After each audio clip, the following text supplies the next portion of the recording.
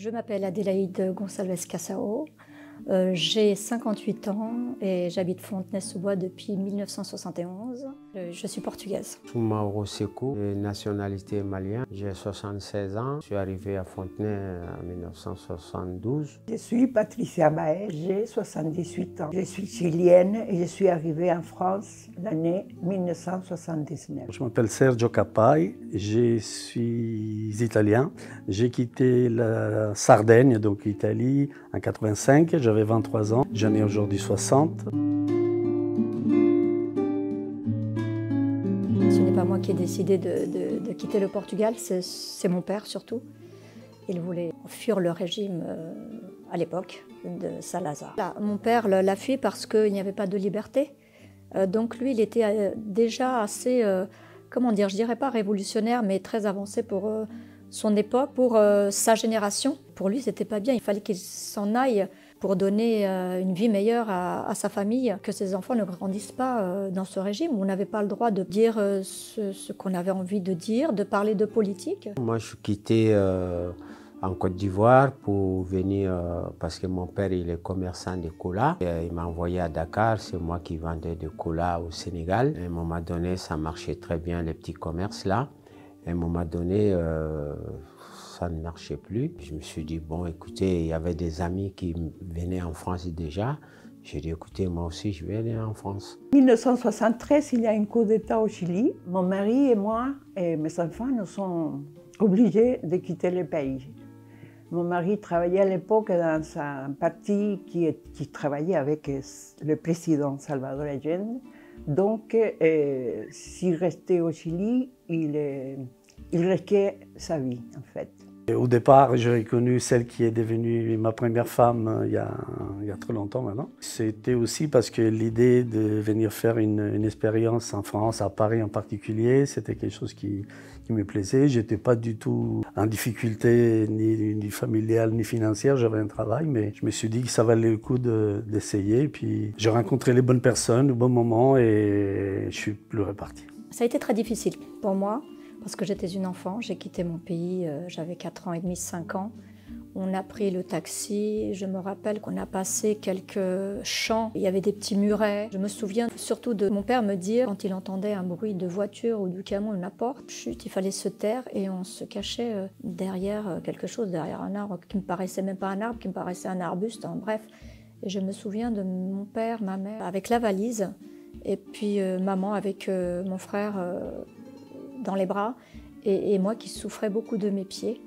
Et je leur demandais, je vous en supplie, prenez-moi un petit peu dans les bras. C'est des choses qui vous marquent en fait. Et je me souviens aussi du train. Le train, ça a été difficile parce qu'on était bondés. En arrivant en Espagne, quand on a pris le train, déjà on a dû rester, je ne sais pas si c'est un jour ou deux, où il y avait des problèmes de passeport. Enfin, c'était très compliqué. Et je me souviens du train bondé. Il n'y avait pas de place pour tout le monde en fait. Et nous sommes arrivés sur Rosny-sous-Bois. Ça a été très difficile la première nuit. Ce qui a été super sympa, c'est donc le lendemain où j'ai pu retrouver mes grands-parents et mes oncles qui étaient déjà là, qui habitaient déjà à Villemont-Bleu. Mon père, il a trouvé ici une vie meilleure et il a décidé tout de suite d'acheter sur Fontenay-sous-Bois, qui à l'époque était une ville complètement différente de ce qu'elle est aujourd'hui, c'est-à-dire c'était la campagne.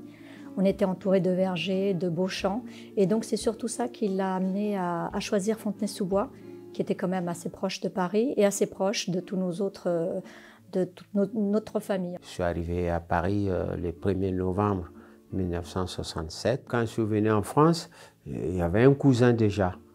Alors de Dakar, je suis venu chez mon cousin à la Courneuve.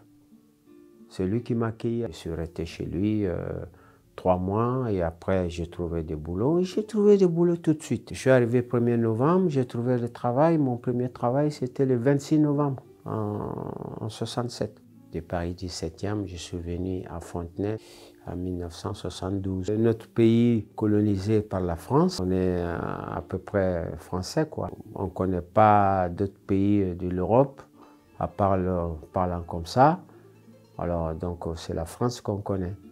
Alors donc, on venait tous en France. Mais en général, on n'était pas venu en France pour s'installer.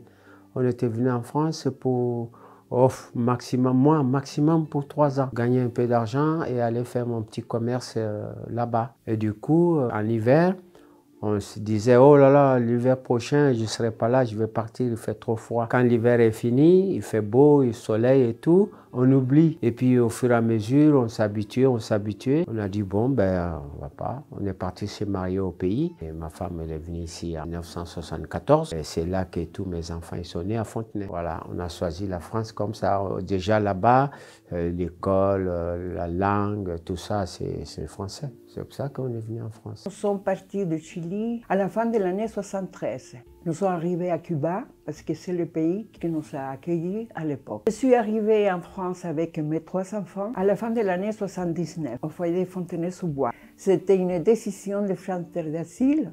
À l'époque, on voyait beaucoup de latinos ici. Ma sœur, qui elle déjà habitait ici, qui m'a aidé à arriver ici à Fontenay. J'avais trouvé du travail à Nogent-sur-Marne en 85 et en 88, j'ai été embauché par une société qui s'est trouvée à l'époque à Fontenay-sous-Bois, une vieille entreprise qui m'embauche toujours. Et donc j'ai acheté un premier appartement en 93 à Fontenay parce que la ville me plaisait, parce que j'ai travaillé ici et puis je suis jamais plus reparti.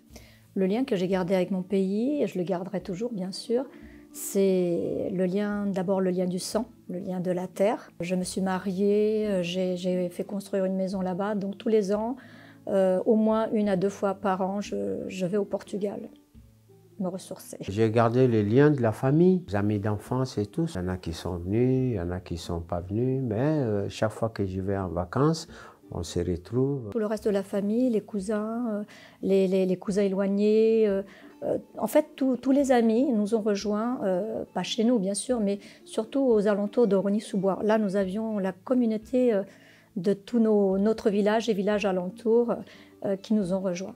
J'ai la chance depuis 40 ans maintenant que je suis là, 37, de travailler vraiment dans la filière italienne. Je vends des produits alimentaires italiens. Donc les 90% c'est des restaurateurs, des charcutiers, des traiteurs, mais des gens qui sont liés à l'Italie et par leur métier et par leurs origines. Ce que je voudrais, écoutez, c'est que le monde soit vraiment à l'image de cette ville. Je ne dirais pas dans tous les domaines, attention, mais tout ce qui est de cette mixité que nous trouvons à Fontenay, franchement, si la France, d'autres grandes villes pourraient être comme Fontenay, je pense que le monde serait meilleur.